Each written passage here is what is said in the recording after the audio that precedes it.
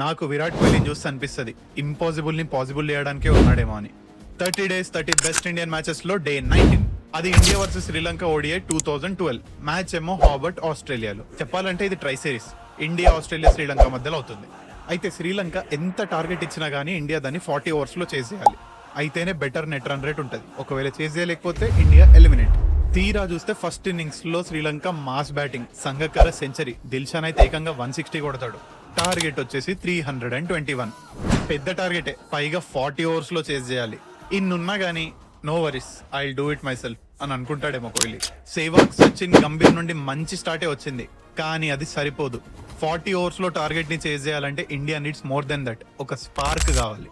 ఆ స్పార్క్ కోహ్లీ రూపంలో వచ్చింది. కట్ చేస్తే 76 balls లో సెంచరీ. అప్పట్లో మలింగాని ఫేస్ చేయాలంటే అందరూ భయపడేవాళ్ళు. అలాంటి మలింగాని ఒక ఓవర్లో 24 runs ఇరక్ కొడతాడు కోహ్లీ. నువ్వు ప్రైమ్ మలింగా అవ్వచ్చు, నెట్ఫ్లిక్స్ మలింగా అవ్వచ్చు, కానీ ఐ డోంట్ కేర్, ఆకు నా టార్గెటే ముఖ్యం అని అనుకుంటాడేమో కోహ్లీ. పీక్ శ్రీలంకని, పీక్ మలింగాని 23 years ఓల్డ్ కుర్రోడు రఫ్ ఆడించాడు ఆ రోజు. 40 overs లో చేజ్ చేస్తే నెట్ రన్ రేట్ వస్తుంది అన్నారు. కట్ చేస్తే 36 overs లోనే మ్యాచ్ అయిపోగొట్టాడు కోహ్లీ.